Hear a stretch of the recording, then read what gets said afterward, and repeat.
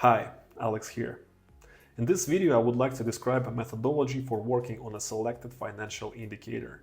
And to understand whether this system will be relevant for you or not, I would like to ask you two simple questions. First, do you have an indicator in your KPI system for which you don't have a clear recipe for improvement? Let me give you an example from the financial trading industry where one of the main indicators which determine business income is brokerage fee. You may argue about that as long as you want, but my observations are as follows. More than 80% of sales staff don't know how to influence this indicator and don't know how to fulfill specific plans on brokerage fee. Because brokerage fee depends on so many factors, it requires such a high level of expertise from the sales representative that people just approach it as like a pig in a poke. It is what it is. So there are no systematic actions. They don't know what they need to do and in which quantities in order to bring, for example, $50,000 in brokerage fee. The second question is, do you have supporting indicators in your KPI system? And here I would like to explain what I mean by the supporting indicator. So it's a metric which is not directly connected and related to the financial result, but fulfilling the plan on this supporting indicator brings us closer to meeting our financial goals. The simplest example of such a supporting indicator is an amount of calls which an employee has to make during the day. Let's say the employee needs to make 50 calls within a day. So even in case they succeed, there is no guarantee that the financial result will be obtained. But if the calls are made, then we're getting closer to the financial result, and the chances to get the right amount of deals and the right amount of money from these deals are getting higher than in case, for example, these 50 calls are not made. So these were my two questions, and in case you answered yes to at least one of them, I recommend you watching this video because in it I will be describing a systematic approach to fulfilling financial targets which helps you to reduce unpredictability in the sales team and having more control over the sales process. And of course, we're going to discuss how to design and use sales tools. Now, I suggest you taking a pen and a notebook because throughout this video, I'm going to give you small tasks which will take you through the methodology I'm describing. The first task is the simplest. Let's pick an indicator which we are going to work on. For this one, I suggest you taking an indicator which you can influence less than others. And as I already mentioned, brokerage fee, I'll take it as an example. Step number 2, pause this video and write down all the methods of influencing this indicator which come to your mind. I suggest you focusing on the sphere of influence of your employees, so write down all the actions which can bring you to the improvement of this indicator. As an example of a method for developing brokerage fee, I'll give you this one, providing clients with trading recommendations. Now I need all your attention because here lies a key mistake which is often made by lots of sales team leaders. So usually at this step, they already go to set a goal to all their employees and say like, you need to implement this method in all the communications with clients. And that's the example of a goal they set. The problem here lies in the fact that providing clients with trading recommendations is not a sales tool. Yes, it may be a mechanism which is underlying the tool, but for it to become a tool, a number of conditions must be met. Let me explain you. For example, you set a goal for all the sales employees that they need to be providing trading recommendations in all the calls with clients. Let's say an average employee must provide 50 recommendations in a week. So a week passes, the employee reports that 50 recommendations were provided. You take a look at the result and see that there's no change. The dynamics of brokerage fee is still the same. What went wrong? It's purely possible that the employee was providing the recommendations in a wrong manner, or to the wrong clients, or on the wrong assets. There are hundreds of possible reasons for the failure.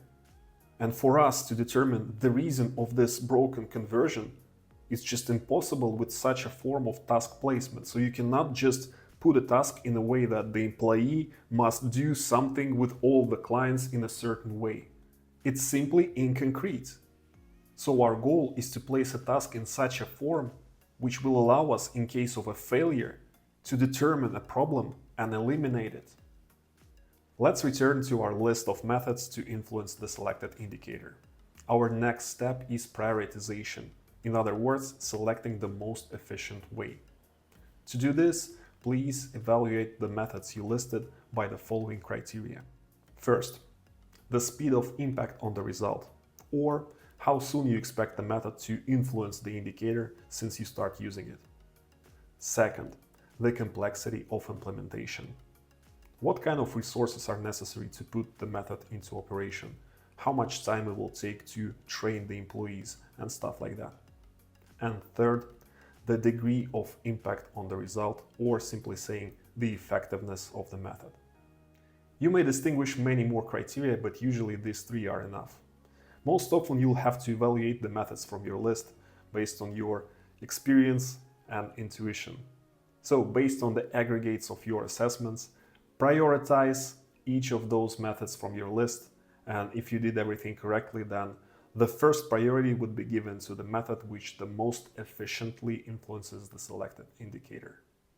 Now we take our first priority methods and we want to make a tool out of it. To do so, we will need to introduce criteria of quality and quantity of this method's application. Besides that, we will need to develop mechanisms of quality and quantity control. I understand this sounds very complicated, so let me give you some examples. So, my belief is still the same, that the most efficient way to influence brokerage fee is to provide clients with trading recommendations. And I happen to have such an expertise in my team. So, based on this mechanism, I can make 3 sales tools which will not conflict with each other. So, let me cover them one by one. My first sales tool is mandatory provision of trading recommendations to each client in each conversation. And my first quality criterion is a script developed by me which regulates the form in which the recommendation is delivered to a client. For example, the script may contain the reference to client's needs, for example, preferred assets. Then it must contain the justification of a signal. Then also it may contain the parameters of a deal suggested for opening. And also it needs to contain a call to action. In order to control the compliance with these criteria, I will assign a business trainer with a task to listen to the employees' calls and evaluate these calls according to these parameters. Another quality criterion is the efficiency of trading recommendations themselves. In order to control it, I will organize a preliminary check of these recommendations by a professional analyst. The next criterion is the standard for the amount of calls with such trading recommendations provided. Let's say each sales representative has to make at least 10 of such calls per day, then record them in a separate Excel spreadsheet from which a responsible business trainer will take them for further listening and evaluating. Now, that's a tool. If using of this tool doesn't bring you the results that you expected, then you may get deeper into the employee's work and evaluate it by the criteria which I just mentioned. In case you don't have the criteria, how can you find the root of the problem? Do you provide trading recommendations? Yes, I do. To all the clients? Yes. Why don't you have the result then? I don't know. Maybe the tool is not good enough. The second sales tool, based on the same mechanism of providing clients with trading recommendations, is mailings or, for example, Telegram channels. The quality criterion is the same: preliminary moderation of these signals by an expert, as well as preliminary selection of those assets which have a higher commission. The employee's work quality control here is listening to calls where clients are asked to join a channel or subscribe to a mailing and then open trades on a demo account based on the recommendations that they receive from this channel or mailing. The quantity criterion will be the amount of clients who subscribe and open trades. In this case, the sales representatives will be set targets on the amount of such clients. And the third sales tool, which is based on the same principle of providing clients with trading recommendations, is online trading, where clients or viewers are encouraged to copy the deals of a presenter. So, sales representatives will be assigned with plans for the amount of clients who subscribe to online trading for which they need to make a deposit. Criteria for the quality of the presenter's work may be online performance, trading performance, viewers' trading activity, and regularity of broadcasts. All three sales tools which I have described have something in common. First, you can set plans for them. Second, you can measure the quality of their application. This approach helps you to monitor the conversions at each stage of the customer journey, identifying the problems and resolving them efficiently. Finally, I want to give you a small hint. If you can set a goal to use your sales tool according to the SMART model, then your sales tool seems to be designed correctly. And if not, then you know who you can always address for help. Thanks for watching.